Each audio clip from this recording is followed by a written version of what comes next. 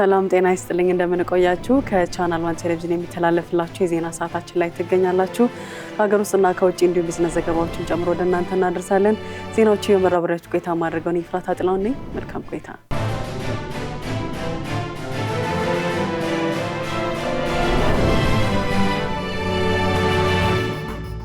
በሀገራዊ ምክክር ጉባኤ የሚተላለፍ ውሳኔ እንደሌለና ዋና ዓላማው ለተግባራዊ አካላት ምክረ ሀሳቦችን ማዘጋጀት መሆኑን የኢትዮጵያ ሀገራዊ ምክክር ኮሚሽን ዋና ኮሚሽነር ፕሮፌሰር መስፍን አርአያ ገለጹ።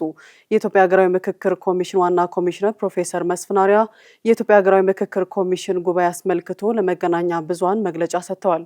ለዝርዝሩ አማሩ ገብሩ።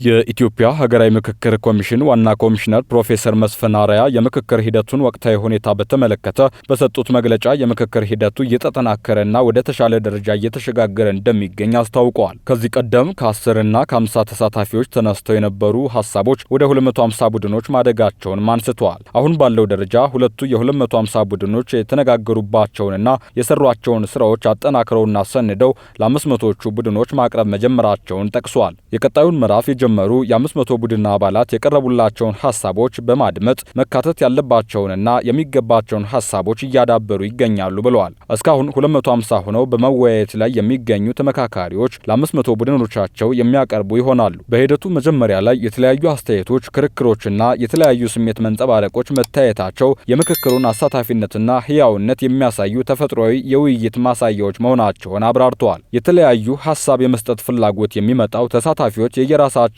ና የረጅም ጊዜ ጥያቄዎቻቸውን ለማንጸባረቅ ትክክለኛው አጋጣሚ ነው ብለው ስለሚያምኑ ነው ያሉት ኮሚሽነሩ አልፎ አልፎ የሚታዩ ስሜታዊነት በምክክር ኮሚሽኑ የስብሰባ ስነ ስርዓት ደንብ በጭራሽ ተቀባይነት የለውም። በምክክር ሂደቱ ውስጥ አንደኛው መርህ መከባበር ሲሆን ሁለተኛው መነጋገር፣ መደማመጥና ወደ መሃል መምጣት በመሆኑ ተመካካሪዎች ይህንን ሊያጠናክሩ ይገባል ብለዋል። የምክክሩ አካሄድ ውሳኔ መስጠት ሂደት ሳይሆን ምክረ ሀሳብ የማቅረብ መሆኑን ጠቁመው ምክረ ሀሳቦቹ ለህግ አስፈጻሚው፣ ለህግ አስከባሪው፣ ለህግ አውጪው፣ ለህግ ተረጓሚው፣ ለፖለቲካ ፓርቲዎችና ለሲቪል ማህበራት የሚተላለፉ ናቸው። ምክክሩ በጥሩ ሁኔታ እየተካሄደ መሆኑን ጠቅሰው ከአንድ ወር ልፋት በኋላ በሚቀጥሉት 1 እና 2 ሳምንታት ውስጥ ከ4000 ተሳታፊዎች ጋር ያለው የምክክር ሂደት ይገባደዳል። ከዚያ በኋላ ኮሚሽኑ የመጡትን ሐሳቦች አጠናክሮ ለተግባራዊው አካል የሚላኩ ሲሆን መተግበራቸውንም እየተከታተለ ለህዝብ ይፋ ያደርጋል። ዋና ኮሚሽነሩ በሀገር ውስጥና በውጭ ሀገር ሆነው ሂደቱን በትህትና ለሚከታተሉ ሁሉ ምስጋናቸውን አቅርበዋል።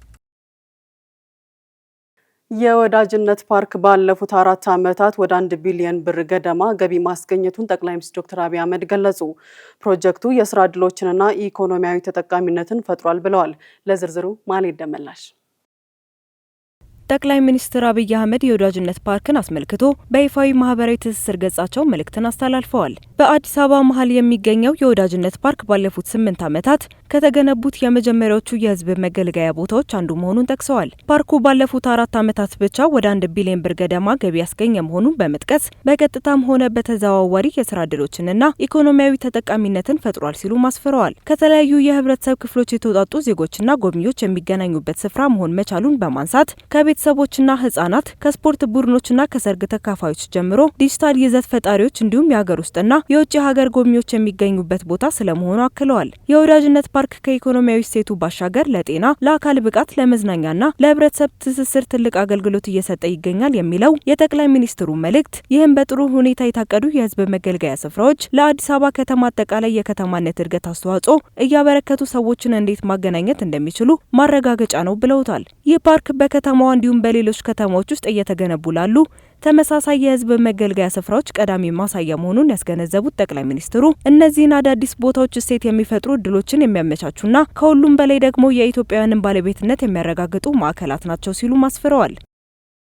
የኢትዮጵያ የተቀናጀ መንግስት አገልግሎት አሰጣጥ ልምድ ሌሎች የአፍሪካ ሀገራትም ከፍተኛ ተሞክሮ የሚወስዱበት መሆኑን የፌዴሪ መሶብ አገልግሎት ዋና ስራ አስፈጻሚ ዮናስ አለማየሁ ገለጹ።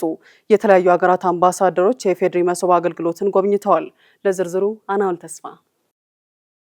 ዋና ስራ አስፈጻሚው ለጎብኚዎች በሰጡት ማብራሪያ እንደገለጹት የኢትዮጵያ የተቀናጀ የመንግስት አገልግሎት አሰጣጥ ልምድ ሌሎች የአፍሪካ ሀገራትም በቴክኖሎጂ የተደገፈ የመንግስት አገልግሎት ስርዓትን እንዲገነቡ ያግዛል። የመንግስት አገልግሎቶች በተለያዩ ተቋማት ተበትነው መሰጠታቸው ዜጎች ለአገልግሎት ብዙ ተቋማት ጋር እንዲሄዱ ከሚያደርጉ ችግሮች ዋነኛ ነበር ብለዋል። ይህንን ችግር ለመፍታት መሶብ የተለያዩ መንግስታት ተቋማትን አገልግሎቶችን በአንድ ማዕከል በማቀናጀት የአንድ መስኮት አገልግሎት አሰጣጥን በተግባር እያስፋፋ መሆኑን ገልጸዋል። የመሶብ አገልግሎት ከአንድ ማዕከል አገልግሎት በመነሳሳት ወደ ተንቀሳቃሽና የቤት ለቤት አገልግሎት እንዲሁም ወደ ዲጂታል መድረክ መስፋፋቱንም አስረድተዋል። በተለይም ዩኒፋይድ መሶብ የተሰኘው የኦንላይን መድረክ ዜጎች በሞባይል ስልካቸው የመንግስት አገልግሎቶችን በቀላሉ እንዲያገኙ የሚያስችል ስርዓት መሆኑንም ገልጸዋል። በተጨማሪም የመሶብ የዲጂታል አገልግሎት ልምድ ከኢትዮጵያ ውጭ ለማስፋፋት እየተሰራ መሆኑን አስታውቀዋል። በቀጣይም ከጅቡቲ፣ ከደቡብ ሱዳን፣ ከኬንያና ከሌሎች የአፍሪካ ሀገራት ጋር በዲጂታል የመንግስት አገልግሎት ዙሪያ ትስስር በመፍጠር የአህጉራዊ ዲጂታል ስርዓት መገንባት የመሶብ ራዕይ እንደሆነ ገልጸዋል። በዘርፉም የኢትዮጵያን ልምድ ለአፍሪካ ሀገራት ማካፈል የሚያስችል መድረክ ስለመሆኑ እየሰራ መሆኑንም ተገልጿል። የተለያዩ ሀገራት አምባሳደሮችም በፌዴራል መሶብ ዋና ማዕከል የተቀናጀ የመንግስት አገልግሎት አሰጣጥ ስራዎች ጎብኝተዋል። የኦዲት ጥራትን ለማሻሻል ባለሙያዎች ዓለም አቀፍ ደረጃዎችን ታሳቢ በማድረግ በቁርጠኝነት ሊሰሩ እንደሚገባ የኢትዮጵያ ሂሳብ አያያዝና ኦዲት ቦርድ ገለጸ። የኢትዮጵያ ሂሳብ አያያዝና ኦዲት ቦርድ በኦዲት ጥራት የግምገማ ውጤቶች ዙሪያ ከኦዲት ባለሙያዎችና ባለድርሻ አካላት ጋር የቦርዱ ዋና ዳይሬክተር ውብሸት ታደለ በዚህ ወቅት እንዳሉት ኦዲተሮች የሂሳብና የኦዲት ሪፖርቶችን ጥራት ለማረጋገጥ ዓለም አቀፍ የሙያ ደረጃዎችንና የስነ ምግባር መርሆችን በጥብቅ ክትትልና ነፃና ገለልተኛ ሆነው ሊሰሩ ይገባል ብለዋል። በግምገማው የታዩ የኦዲት ጥራት ክፍተቶችን ለመሙላት የባለሙያዎችን አቅም ማጎልበት፣ የቴክኖሎጂ አጠቃቀምን ማስፋፋትና የሙያ ደረጃዎችን ማስጠበቅ አስፈላጊ መሆኑን አስገንዝበዋል። የቦርዱ ምክትል ዋና ዳይሬክተር ፍቃዱ አጎናፍር በበኩላቸው ጥራት ያለው የኦዲት ሪፖርት ኢንቨስትመንትን ለመሳብ የታክስ ስርዓቱን በብቃት ለማስኬድና የሀገሪቱን ኢኮኖሚ ለማጠናከር ወሳኝ ሚና እንዳለው ጠቁመው ኢትዮጵያ ወደ ካፒታል ገበያ እየተሸጋገረች በመሆኑ ዓለም አቀፍ ደረጃን የጠበቀ የኦዲት ስርዓት እጅግ አስፈላጊ መሆኑን ተናግረዋል። በዚህም ኦዲተሮች ለሂሳብ አያያዝና ኦዲት ሪፖርቶች ጥራት መጠበቅ በቁርጠኝነት ሊሰሩ እንደሚገባ መልእክት አስተላልፈዋል። የ11ኛና የ12ኛ ክፍል ተማሪዎች ከቀለም ትምህርታቸው ጎን ለጎን የሚማሯቸው 11 የስራና ተግባር ትምህርት የሙያ አይነቶች ይፋ ሆኑ። ትምህርት ሚኒስቴር ከ2019 የትምህርት ዘመን ጀምሮ ተግባራዊ ይደረጉ ሲልም መመሪያ ሰጥቷል። ጸጋነሽ ተሰማ ተጨማሪ አላት። በአዲሱ የትምህርትና ስልጠና ፖሊሲ መምሪያ ላይ የሙያና ቴክኖሎጂ ትምህርት ከቅድመ አንደኛ ደረጃ ጀምሮ ከእድሜያቸው ጋር የተመጣጠነ ሆኖ እንዲሰጥ ይደረጋል በሚል በተቀመጠው አቅጣጫ መሰረት በየደረጃው የስራና ተግባር ትምህርት ከሌሎች ትምህርቶች ጋር ተቀናጅቶ እንዲሁም 7ኛና 8ኛ ክፍል ራሱን ችሎ ተማሪዎች በቀጣይ የሚፈልጉትን ሙያ እንዲመርጡ በሚያስችል መልኩ እየተሰጠ እንደሚገኝ የትምህርት ሚኒስቴር መረጃ ያሳያል። ከዚህ በተጨማሪ በ11ኛና 12ኛ ክፍል በተለያዩ የሙያ አይነቶች ከቀለም ትምህርታቸው ጎን ለጎን ከ2017 የትምህርት ዘመን ጀምሮ በ12 የሙያ አይነቶች ስልጠና እየተሰጠ እንደሚገኝ ያስታወቀው ሚኒስቴሩ ከ2019 የትምህርት ዘመን ጀምሮ ደግሞ በሁለተኛው ዙር እንዲተገበር የተመረጡ መስኮች አሉ ብሏል። ሶፍትዌር ማበልጸግ፣ ሰብል አመራርነትና ጤና ክብካቤ አገልግሎትን ጨምሮ ለተለዩት 11 የሙያ አይነቶች ለ11ኛና 12ኛ ክፍል ትምህርቶች እንዲሁም ለ11ኛ ክፍል የተማሪ ሞጁሎችና የመምህር መምሪያዎች ዝግጅት መጠናቀቁ ተገልጿል። እነዚህን ተጨማሪ የሙያ አይነቶች ከ2019 የትምህርት ዘመን ጀምሮ በ11ኛ ክፍል ለማስጀመር የክልልና የከተማ አስተዳደር ትምህርት ቢሮዎች ዝርዝር እቅድ በማዘጋጀትና እቅዱን ለማከናወን በጀት በመያዝ የሙያ አይነቶችን በትምህርት ቤትና በተማሪዎች ደረጃ በማስመረጥ በየሙያ አይነቱ መምህራንን በመቅጠር የመማሪያ ማስተማሪያ ግብዓት በሂደት በማሟላት እንዲሁም መምህራንንና የትምህርት አመራሮችን በማሰልጠንና የህዝብ ንቅናቄ ስራዎችን በማከናወን ትምህርቱን ለማስጀመር ከወዲሁ ቅድመ ዝግጅት እንዲያደርጉ ሚኒስቴሩ አሳስቧል። የመጥፋት አደጋ የተደቀነበት ብርቅዬ ዋልያ የቁጥር እድገት አሳየ። በቁጥራቸው ማነስ ምክንያት በአደጋ መዝገብ ውስጥ የሚገኙትን የሰሜን ተራራ ዋልያዎችን ለመታደግ የተጀመረው ስራ ተስፋ ሰጪ ውጤት እያሳየ መሆኑን በኢትዮጵያ የዱር እንስሳት ጥበቃ ባለስልጣን የብሔራዊ ፓርኮች አስተዳደር አስታውቋል። የብሔራዊ ፓርኮች አስተዳዳሪ ዋና ስራ አስፈጻሚ ገብረ መስቀል ግዛው እንደገለጹት ከሰሜኑ ግጭት ጋር ተያይዞ የዋልያዎቹ ቁጥር 270 ደርሶ የነበረ ሲሆን እነዚህም ብርቅዬ እንስሳዎች ለመታደግ በተደረገው ሀገር አቀፍና ዓለም አቀፍ ርብርብ ቁጥራቸው ወደ 306 ከፍ ብሏል ብለዋል። በሰሜን ተራሮች ብሔራዊ ፓርክ አካባቢ ከማህበረሰቡ ጋር በቅንጅት የሚከናወኑ የጥበቃ ስራዎች መሻሻል ማሳየታቸውን ለዋልያዎች ቁጥር መጨመር በምክንያትነት ተጠቃሽ ሆኗል። የተመዘገበው የቁጥር እድገት ተስፋ ሰጪ ቢሆንም ዋልያዎቹ አሁንም ሙሉ በሙሉ ከአደጋ ቀጠና እንዳልወጡና የተጠናከረ ክትትል እንደሚያስፈልጋቸው ባለስልጣኑ አሳስበዋል።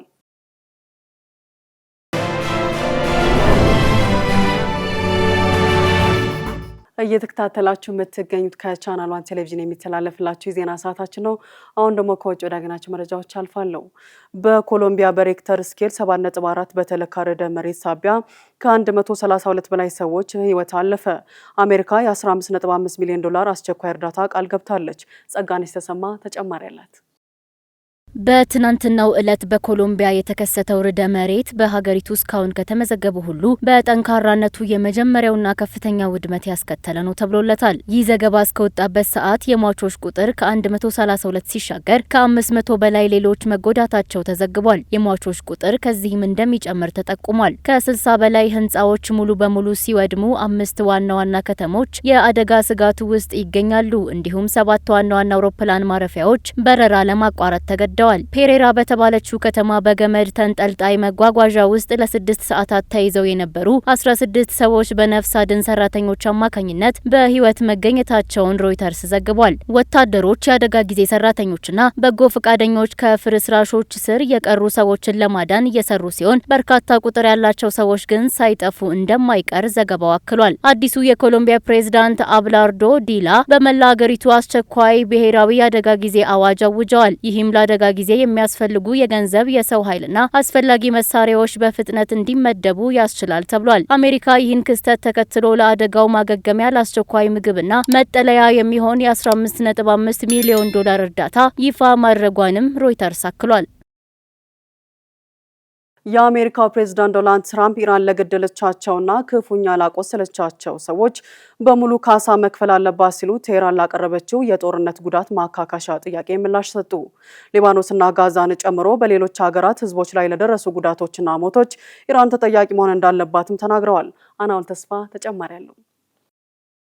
ትራምፕ በትሩዝ ሶሻል ማህበራዊ ሚዲያ ገጻቸው ይህንን ያሉት ቴህራን ለአሜሪካ ያቀረበችውን ቅድመ ሁኔታዎች ምላሽ እስካላገኙ ድረስ ወሳኙ የባህር መተላለፊያ ሆርሙዝ እንደማይከፈት ባለፈው ሳምንት መጨረሻ ላይ ከገለጸች በኋላ ነው። አሜሪካና እስራኤል በከፈቱት ጥቃት ለደረሰው ጉዳት ካሳ እንዲከፈል እንዲሁም ማዕቀቦችና ወታደራዊ ዛቻዎች እንዲያበቁ የሚሉት የቴህራን ጥያቄዎች መካከል ናቸው። ትላንትና ምሽት ለዚህ ምላሽ የሰጡት የአሜሪካው ፕሬዝዳንት በምላሹ የራሳቸውን ቅድመ ሁኔታ አቅርበዋል። በመንገድ ዳር ቦምቦችና በበርካታ ግጭቶች ለገደሏቸው እንዲሁም ክፉኛ ላቆሰሏቸው ለእነዚህ ሁሉ ሰዎች ከኢራን ካሳ ጠይቃለሁ ብለዋል። ከ26 ዓመታት በፊት በአውሮፓውያኑ 2000 የመን ውስጥ በአሜሪካ ጦር መርከብ ላይ በደረሰ ፍንዳታ የተገደሉ 17 የአሜሪካ የባህር ኃይል አባላት እንዲሁም በውጊያ የተገደሉ በሺዎች የሚቆጠሩ ሰዎች ጉዳይ ካሳ ውስጥ መካተት እንዳለበትም ጠቅሰዋል። አሜሪካው የፌዴራል ወንጀል ምርመራ ቢሮ ኤፍቢአይ ትራምፕ የጠቀሱትን 17 ባህር ኃይል አባላትን የተገደሉበት ጥቃት የተፈጸመው በአልቃይዳ እንደሆነ ከዚህም ቀደም መግለጹን ሮይተርስ ዘግቧል። በተጨማሪም ትራምፕ የኢራን መንግስት ባለፉት 50 ዓመታት ውስጥ ለገደላቸው በሺዎች የሚቆጠሩ ንጹሃን ተቃዋሚዎች ቤተሰቦቻቸው ካሳ መክፈል እንዳለበትም ተናግረዋል። ባለፉት 5 ወራት ውስጥም ተገድለዋል ያሏቸውን 52000 ኢራናውያንም አብረው አንስተዋል። ባለፈው ታህሳስ ላይ የኢራን ኢስላማዊ ሪፐብሊክ የተነሳበትን ህዝባዊ ተቃውሞ ለማፈን በወሰደው እርምጃ በሺዎች የሚቆጠሩ ሰዎች መገደላቸው ይታወሳል። መቀመጫውን በውጭ ሀገር ያደረገው የኢራን የሰብአዊ መብት ተሟጋቾች የዜና ወኪል በዚህ ተቃውሞም የተገደሉ ሰዎች ብዛት 6872 እንደሆነ ገልጾ ነበር። በተጨማሪም ትራምፕ ከኢራን በሊባኖስ፣ ሶሪያ፣ የመንና ጋዛ ህዝብ ላይ ለደረሰው ጉዳትና ሞት ኃላፊነት መውሰድ አለባት ብለዋል።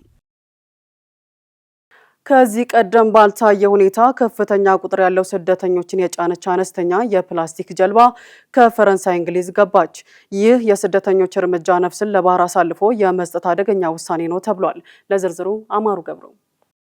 አንዲት አነስተኛ ጀልባ 230 ስደተኞችን እንደጫነች የእንግሊዝ ሰርጥን አቋርጣ ዛሬ ብሪታንያ መግባቷ እያነጋገረ ነው። ከቅርብ ጊዜያት ወዲህ ይህንን ያህል ቁጥር ያለው ስደተኛ በአንዲት የፕላስቲክ ጀልባ ብሪታንያ ሲገባ ያሁኑ የመጀመሪያው መሆኑ ተገልጿል። 20 ህጻናት የሚገኙባቸውን እነዚህን ስደተኞች ጭና ሌሊቱን ከሰሜን ምስራቅ ፈረንሳይ ተነስታ ዶቨር ብሪታንያ በደረሰችው 15 ሜትር ርዝመት ባላት የፕላስቲክ ጀልባ ውስጥ የነበሩት ስደተኞች ቁጥር ከቅርብ ጊዜያት ወዲህ በተመሳሳይ ሁኔታ በአነስተኛ ጀልባ ብሪታንያ ለመግባት ከቻሉት ስደተኞች ብዛት ጋር ሲነጻጸር ከፍተኛ ነው ተብሏል። ባለፈው ወርም 165 ስደተኞችን ያሳፈረች የፕላስቲክ ጀልባ መርከቦች በብዛት በሚንቀሳቀሱባት የባህር መስመር አደጋ ሳይደርስባት ብሪታንያ ለመድረስ ችላ ነበር። የብሪታንያ የሀገር ውስጥ ጉዳይ ሚኒስቴር ቃል አቀባይ የሰዎች አሻጋሪዎች ስደተኞቹን በአነስተኛ ጀልባ አጨናንቀው በመጫን ሕይወታቸውን ለአደጋ ያጋልጣሉ ሲሉ ድርጊቱን ኮንነዋል። በነሐሴ መጀመሪያ ላይ አንዲት አነስተኛ ጀልባ 173 ስደተኞችን ጭና ወደ ብሪታንያ ስትጓዝ በእንግሊዝ ሰርጥ ላይ ሞተሯ በእሳት መያያዙን ዘገባው አስታውሷል። ቃል አቀባዩ በእነዚህ መሰል ጀልባዎች ወደ ብሪታንያ ለመሻገር የሚደረግ ሙከራ በተለይ ዘንድሮ መቀነሱን ገልጸው ያም ሆኖ ተጨማሪ እርምጃዎች መውሰድ እንደሚገባ ተናግረዋል። ባለፈው ቅዳሜ ቁጥራቸው 258 የሚደርስ ስደተኞች በአራት የተለያዩ አነስተኛ ጀልባዎች ብሪታንያ መግባታቸውን የሀገር ውስጥ ጉዳይ ሚኒስቴር አስታውቋል። የአሜሪካው ፕሬዝዳንት ዶናልድ ትራምፕ በአገሪቱ ውስጥ ለሕፃናት የሚሰጡ አስገዳጅ የክትባት አይነቶችን በከፍተኛ ደረጃ የሚቀንስ አዲስ አወዛጋቢ አስፈጻሚ ትዕዛዝ ፈረሙ። ይህ ውሳኔ ከዚህ ቀደም ለሕፃናት ይሰጡ የነበሩ 18 የክትባት አይነቶች መካከል 7ቱን ሙሉ በሙሉ የሚሰርዝ ሲሆን ቀሪዎቹ 11 ክትባቶች ብቻ እንዲቀጥሉ ይደረጋል። ለዝርዝሩ ጸጋነሽ ተሰማ። ይህ የዶናልድ ትራምፕ እርምጃ በአሜሪካ የጤና ባለሙያዎች በሳይንቲስቶችና በተቃዋሚ ፖለቲከኞች ዘንድ ከፍተኛ ድንጋጤንና ቁጣን ቀስቅሷል። በአዲሱ ትዕዛዝ መሰረት ትልቁን አጨቃጫቂ ነጥብ ያስነሳው ኩፍኝ፣ ደንገጤና ኩፍኝ መሰል በሽታዎችን ለመከላከል በአንድ ላይ የሚሰጠው ጥምር ክትባት እንዲከፋፈል መደረጉ ነው። ትዕዛዙ ይህ ጥምር ክትባት በአንድ ጊዜ መሰጠቱ ቀርቶ እያንዳንዱ በሽታ ለየብቻው በተለያዩ 3 ጊዜያት እንዲሰጥ ያዛል። የትራምፕ አስተዳደር ውሳኔው የህፃናትን የበሽታ መከላከል አቅም ከመጠን በላይ እንዳይጫን የሚረዳ ነው ቢልም የሕክምና ማህበረሰቡ ግን ይህ አባባል ሳይንሳዊ መሰረት የሌለው ነው በማለት እያጣጣለው ይገኛል። የአሜሪካ የህፃናት ሕክምና አካዳሚና የተለያዩ የህዝብ ጤና ድርጅቶች ውሳኔውን በጽኑ ኮንነዋል። የሕክምና ባለሙያዎች እንደሚናገሩት ክትባቶችን ለየብቻ መክፈል ህፃናት በተደጋጋሚ ለመርፌ እንዲጋለጡ ከማድረጉም በላይ ወላጆች ሁሉንም ቀጠሮዎች ጠብቀው ለማስከተብ ስለሚቸገሩ የክትባት ሽፋን ፍጥነትን በከፍተኛ ደረጃ ያወርደዋል። ይህም ቀደም ሲል ተወግደው የነበሩ እንደ ኩፍኝ ያሉ ተላላፊ በሽታዎች በሀገሪቱ ውስጥ በድጋሚ እንዲያንሰራሩ ትልቅ በር ይከፍታል ሲሉ አስገንዝበዋል። ከትዕዛዙ መፈረም ማግስት ጀምሮ በተለያዩ የዩናይትድ ስቴትስ ግዛቶች የሚገኙ ወላጆችና የጤና ተሟጋቾች በከፍተኛ ግራ መጋባት ውስጥ ወድቀዋል። በርካታ የህዝብ ትምህርት ቤቶችና የህፃናት ማቆያ ማዕከላት እስካሁን ድረስ የክትባት ምስክር ወረቀቶችን አስገዳጅ ሲያደርጉ የቆዩ በመሆናቸው አዲሱ ብሔራዊ መመሪያ በተግባር እንዴት እንደሚተረጎም ግልጽ አልሆነላቸውም። አንዳንድ የዴሞክራቲክ ፓርቲ አስተዳዳሪዎች ያሉባቸው ግዛቶች የፌዴራሉን ትዕዛዝ በመቃወም የራሳቸውን ጥብቅ የክትባት ህግ መከተላቸውን እንደሚቀጥሉ ፍንጭ እየሰጡ ነው። ይህ በእንዲህ እንዳለ የዋይት ሀውስ ባለስልጣናት ውሳኔውን መከላከላቸውን ቀጥለዋል። መመሪያው የወላጆችን የመምረጥ መብት የሚያከብርና የህፃናትን የጤና ደህንነት ይበልጥ የሚያረጋግጥ ነው ብለዋል። ሆኖም ግን የዓለም ጤና ድርጅትን ጨምሮ ዓለም አቀፍ የጤና ተቋማት የአሜሪካን አካሄድ በትኩረት እየተከታተሉ ሲሆን ውሳኔው በዓለም አቀፍ ደረጃ የክትባት ማመንታትን ሊያባብስ ይችላል የሚል ስጋት ፈጥሯል። ዩቲዩብ በመስፈርትነት አስቀምጦ የነበረው 4000 ሰዓትና 10 ሚሊዮን እይታ ግብ በሁለት እጥፍ አሳደገ። የገቢ ድርሻ ማግኘት የሚፈልጉ ይህንን የተሻሻለ መስፈርት ማሟላት እንደሚገባቸው ማስታውቋል። ቴክክራንች የተባለው የቴክኖሎጂ መረጃዎች ምንጭ እንደዘገበው የዩቲዩብ ይዘት ፈጣሪዎች ከዩቲዩብ ገቢ ለማግኘት የሚጠይቁት መስፈርት በሁለት እጥፍ እንዲያድግ መደረጉን የዩቲዩብ ኃላፊዎችን ዋቢ አድርጎ አስታውቋል። በተለይም አዲስ ይዘት የሚፈጥሩ ዩቲዩበሮች ከማስታወቂያና ከዩቲዩብ ፕሪሚየም ገቢ ማግኘት የሚጀምሩበትን አማራጭ ከወትሮ ጠንከር ማለቱን ዘገባው ጠቅሷል። ከቀጣዩ ወር ጀምሮ በሚተገበረው በዚህ የዩቲዩብ ፓርትነር ፕሮግራም መስፈርት መሰረት ከዚህ ቀደም ዋነኛ የክፍያ ማስጀመሪያ መስፈርት የነበሩት የተመልካቾች ቁጥርና የእይታ መጠን ገደቦች በሁለት እጥፍ አድገዋል። በዚህ መሰረት ከዚህ ቀደም 4000 ሰዓታት የነበረው የረጃጅም ቪዲዮዎች የእይታ ሰዓት ወይም ዋች አወር በአዲሱ መመሪያ መሰረት ላለፉት 12 ወራት 8000 ሰዓታት መታየት እንዳለባቸው ተቀምጧል። ከዚህ ቀደም በ90 ቀናት 10 ሚሊዮን እይታን ይጠይቅ የነበረው የአጭር ቪዲዮዎች መስፈርት በአዲሱ መመሪያ መሰረት ወደ 20 ሚሊዮን እይታ ከፍ ብሏል። ነገር ግን የአጭር ይዘት ፈጣሪዎች የገቢ ክፍያቸውን ለማስቀጠል በየ90 ቀናት ውስጥ 10 ሚሊዮን እይታዎችን በማሳካት መቀጠል እንዳለባቸው ዩቲዩብ አሳስቧል። ምግብን የምንመገብበት ሰዓት እንደምንበላው ምግብ ሁሉ ለጤናችን ወሳኝ መሆኑን አዳዲስ ጥናቶች እያመላከቱ ነው።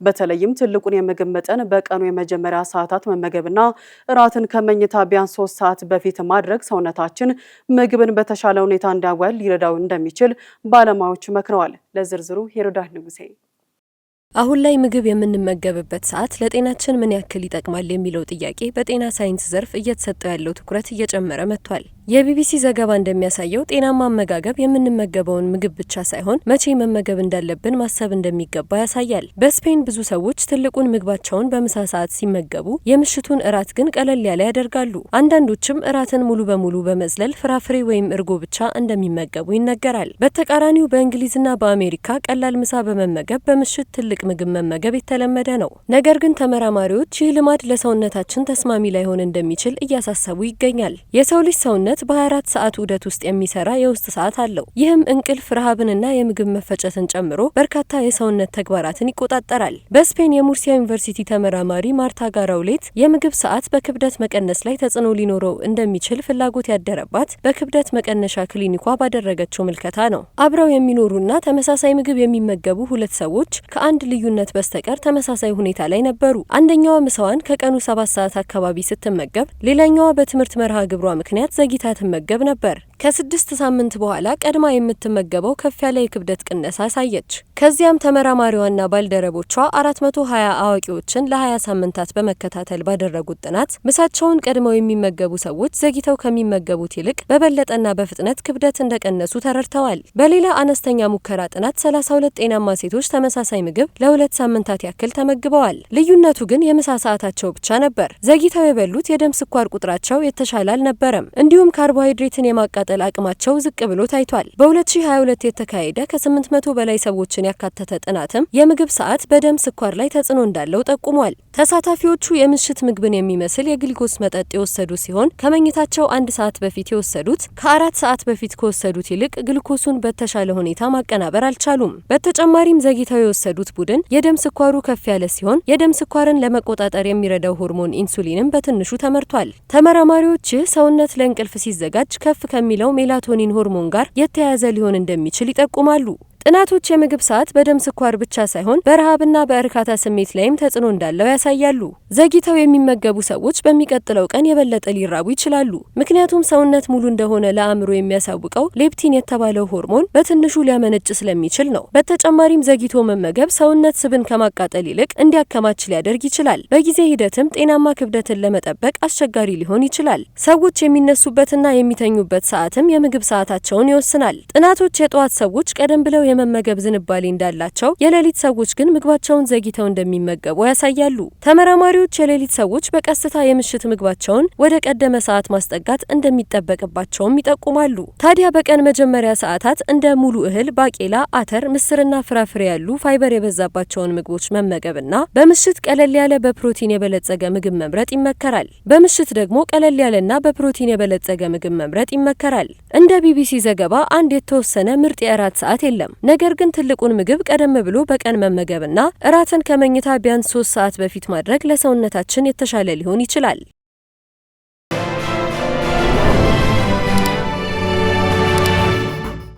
ወደ ቢዝነስ ዘገባዎች አልፋለሁ። የአርባ ምንጭ ኮንፈረንስ ሪዞርት የቱሪዝም ዘርፉን የሚያነቃቃና ለከተማም ተጨማሪ ድምቀት መሆኑ ተገለጸ። ሪዞርቱ ለአካባቢው ብሎም ለሀገር ዘርፈ ብዙ ጥቅም ያለው ግዙፍ የልማት ፕሮጀክት ነውም ተብሏል። ለእነዚህና ሌሎች የቢዝነስ ዘገባዎች ማን ይደምላሽ? የአርባ ምንጭ ከተማ የቱሪዝም መምሪያ ኃላፊ አቶ ደስታ ደንበላ እንደገለጹት አዲሱ ሪዞርት የቱሪዝምና አገልግሎት ዘርፉን ከማነቃቃት ባለፈ ለዜጎች የስራ ዕድል የሚፈጥር ሲሆን በተለይም በአባያ ሐይቅ ላይ የተገነባው ተንሳፋፊ ሬስቶራንት የጎብኚዎችን ቀልብ በመሳብ ሀገራዊ ጠቀሜታ ይኖረዋል። የከተማዋ ነዋሪ የሆኑት አቶ አፈወርቅ አለማየሁ በበኩላቸው ሪዞርቱ የአካባቢውን የሸማ ጥበብ፣ ባህል፣ ምግብና አልባሳት ለማስተዋወቅ ምቹ ዕድል እንደሚፈጥር ሲገልጹ፣ ሌላኛው አስተያየት ሰጪ ሙና ዮሐንስ ደግሞ ሪዞርቱ የከተማዋን ውበት አጉልቶ የሚያወጣ ተጨማሪ ጸጋ መሆኑን ጠቁመዋል። ወጣት ታምራት በርገኔም ሪዞርቱ የአርባ ምንጭን ገጽታ ይበልጥ በማድመቅና ቱሪስትን በመሳብ ረገድ ለከተማዋና ለሀገር እድገት የሚኖረው የኢኮኖሚ አበርክቶ የጎላ መሆኑን ገልጿል። መረጃው የኢትዮጵያ ዜና አገልግሎት ነው። የዲጂታል ክፍያና የፋይናንስ ስርዓት መስፋፋት የዲጂታል ማጭበርበሮችንና የተራቀቁ የፋይናንስ አደጋዎች እንዲበራከቱ ምክንያት መሆኑን የኢትዮጵያ ንግድ ባንክ ጠቆመ። ባንኩ የሳይበር ደህንነት ስጋቶችና ጥቃቶችን የመቋቋም አቅሙን ለማጠናከር የሚያስችሉ የቴክኖሎጂ አሰራሮችን መዘርጋቱንም አስታውቋል። የኢትዮጵያ ንግድ ባንክ በዓለም አቀፍ ደረጃ ለ23ኛ በአገር አቀፍ ደግሞ ለ3ኛ ጊዜ የሚከበረውን የሳይበር ደህንነት ወርን አስመልክቶ ዛሬ በሰጠው ጋዜጣዊ መግለጫ የሳይበር ደህንነት ስጋቶችንና ጥቃቶችን የመቋቋም አቅሙን ለማጠናከር የሚያስችሉ የቴክኖሎጂ አሰራሮችን መዘርጋቱን አስታውቋል። በአሁኑ ወቅት 90% የሚሆነው የግብይት እንቅስቃሴው በዲጂታል ክፍያና የፋይናንስ አማራጮች የሚከናወን መሆኑን ያነሳው ባንኩ ሆኖም ይህ የዲጂታል ስርዓት መስፋፋት በሀገር አቀፍና በዓለም አቀፍ ደረጃ የሚሰነዘሩ የሳይበር ጥቃቶች፣ የዲጂታል ማጭበርበሮችና በአርቲፊሻል ኢንተለጀንስ የታገዙ የተራቀቁ የፋይናንስ አደጋዎች እንዲበራከቱ ምክንያት መሆኑን አመላክቷል። እነዚህ የሳይበር ደህንነት ጥቃቶች በባንኮች በፊንቴክና በደንበኞች ሀብት ላይ ከፍተኛ የፋይናንስና የምስል ጉዳት እንዳያደርሱ ለመከላከል ባንኩ አርቲፊሻል ኢንተለጀንስን መሰረት ያደረገ ጥብቅ የደህንነት ስርዓት በጥቅም ላይ መዋሉን አስታውቋል። አቅራቢዎች ጋር የመግባቢያ ስምምነት በመፈራረም አደጋዎችን የመከላከል ስራ እየተሰራ እንደሚገኝም ጠቁሟል። የአሜሪካው ፕሬዝዳንት ዶናልድ ትራምፕ የሚዲያ ኩባንያ በ2026 ሁለተኛ ሩብ ዓመት የ238 ሚሊዮን ዶላር የተጣራ ኪሳራ ገጠመው። ይህም ኩባንያው ወደ ዲጂታል ንብረቶችና ክሪፕቶ ምንዛሪዎች ባደረገው ከፍተኛ ኢንቨስትመንትና በዘርፉ በታየው የዋጋ መውረድ ሳቢያ የመጣ ሲሆን ኪሳራው ካለፈው ዓመት ተመሳሳይ ወቅት ጋር ሲነጻጸር በ10 እጥፍ በልጧል። የትሩዝ ማህበራዊ ሚዲያ መድረክ ባለቤት የሆነው ኩባንያው በዚህ ሩብ ዓመት ያስመዘገበው አጠቃላይ ገቢ 1.7 ሚሊዮን ዶላር ብቻ ነው። ይህ ከፍተኛ የገንዘብ ኪሳራ የተመዘገበው ኩባንያው ይዞታቸው በሆኑት እንደ ቢትኮይን ባሉ የዲጂታል ገንዘቦች ላይ በደረሰው የገበያ ዋጋ መውረድ ምክንያት መሆኑ በፋይናንስ መግለጫው ተገልጿል። የኩባንያው ጊዜያዊና ዋና ስራ አስፈጻሚ ኬቨን ማርገን እንደገለጹት ኩባንያው ወደ ክሪፕቶና ኦንላይን ቁማር ለማስፋፋት ያደረገውን ጥረት በመገደብ አሁን ትኩረቱን ወደ ማህበራዊ ሚዲያው መልሷል። ይሁን እንጂ ኩባንያው አሁንም ከ400 ሚሊዮን ዶላር በላይ ጥሬ ገንዘብና የ1.2 ቢሊዮን ዶላር የቢትኮይን ንብረት እንዳለው ያስታወቀ ሲሆን ባለሙያዎች ግን የክሪፕቶ ገበያው መዋዠቅ በቀጣይ ፈታኝ ሊሆንበት እንደሚችል ጠቁመዋል። መረጃው የቢቢሲ ነው። በአሜሪካ ውስጥ በየቀኑ 1200 ሰዎች አዳዲስ ሚሊዮነሮች ይሆናሉ። የዩቢኤስ ሀብት ሪፖርት እንደሚያሳየው አሜሪካ በ2025 ብቻ 440 ሺህ በላይ አዳዲስ ሚሊዮነሮችን ያፈራች ሲሆን ይህም በዓለም አቀፍ ደረጃ ከተፈጠሩት አዳዲስ ሚሊዮነሮች ግማሽ ያህሉን ይሸፍናል። በአሁኑ ወቅት ከ23.6 ሚሊዮን በላይ አሜሪካውያን ከ1 ሚሊዮን ዶላር በላይ ሀብት አላቸው። ይህም ሀገሪቱን በዓለም አንደኛ ሲያደርጋት ቻይና በ5.3 ሚሊዮን ሚሊዮነሮች በሁለተኛ ደረጃ ላይ ትገኛለች። እነዚህን ሰዎች ሚሊዮነር ያደረጋቸው ያገኙት ወራዊ ደሞዝ ሳይሆን የያዟቸው ንብረቶች ናቸው። ከአሜሪካ የሀብት መጠኑ 79 በመቶ የሚሆነው ድርሻ የሚገኘው በአክሲዮንና ከቦንድ ሲሆን ከፍተኛ እድገት እያሳየ ያለው የአክሲዮን ገበያ ለዚህ ሀብት መፈጠር ትልቁን ድርሻ ተወጥቷል። ቁጥሩ የሚያሳየው የሚሊዮነሮች ቁጥር መጨመሩ እውነት ቢሆንም የሀብቱ እድገት ግን በጥቂት ከፍተኛ ሀብታሞች እጅ ላይ ብቻ የተከማቸ መሆኑን ነው።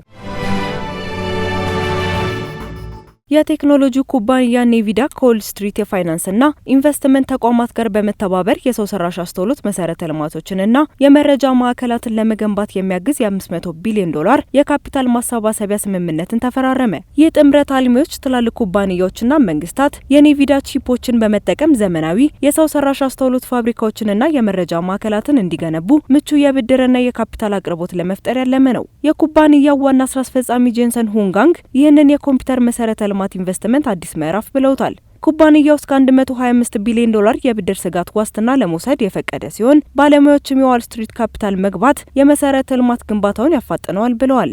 መረጃው የቢቢሲ ነው። ስትከታተሉ የቆያችሁት ከቻናል ዋን ቴሌቪዥን የሚተላለፍላችሁን የዜና ሰዓታችንን ነበረ። ዜናዎቹ እየመራው አብሬያችሁ ቆይታ ያደረኩት እኔ ፍራታ ጥላሁን ነበርኩኝ። ሌሎች የቻናል ዋን ፕሮግራሞች ይቀጥላሉ። መልካም ጊዜ።